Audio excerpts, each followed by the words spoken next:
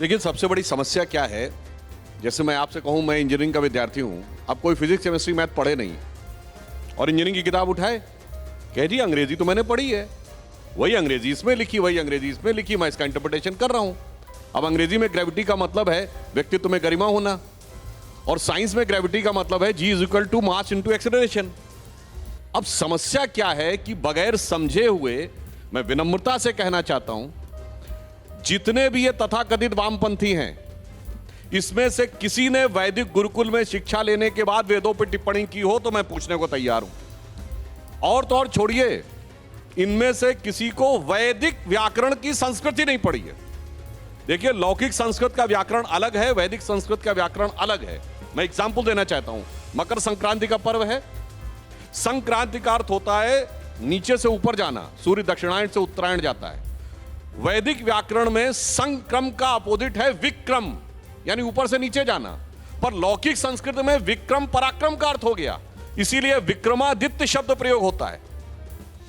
तो इसका अर्थ क्या हुआ कि अगर आप अपने हिसाब से उसका अर्थ निकालेंगे तो अर्थ का अनर्थ कर ही लेंगे ना। मैं एक और उदाहरण देना चाहता हूं। अच्छा, ये बताइए, आज जो ज्यादा अंग्रेजी पढ़े लिखे हैं उनमें से 10 में से 9 लोगों से पूछिए पैसारे शब्द का अर्थ क्या है, तो यही कहेंगे ना, पैसारे मतलब पैसा रे। तो वो जाके रामचरितमानस में क्या अर्थ निकालेंगे, राम दुआरे तुम रखवारे, होत ना आज्ञा बिन पैसा रे, मतलब बगैर पैसे की तो आज्ञा होती ही नहीं थी। होगा 500 साल के बाद, मैं आपको बता रहा हूं।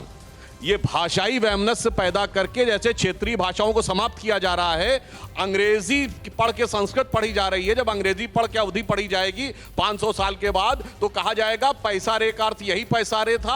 और देखो, ये भी प्रमाण है कि राम के काल में भी पैसा देने के बाद ही गवर्नमेंट ऑर्डर निकलता था। ऐसे ऐसे एब्सर्ड बातें करने का प्रयास। और अंत में एक बात विनम्रता से कहूंगा, सिर्फ हिंदू धर्म में यह है, इस्लाम में बताइए, मुफ्ती, मुकर्रम, बारी, मौलवी, किसी की हैसियत है उसके अलावा कोई कुछ बोल दे।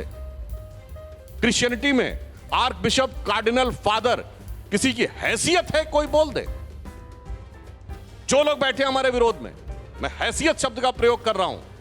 अगर हैसियत है तो बोल के दिखाएं, मगर यहां पर कोई भी बोलेगा, कुछ भी बोलेगा, बगैर पढ़े लिखे बोलेगा, जानकारी के बगैर बोलेगा। मैं एक सुनवा रहा हूं आपको।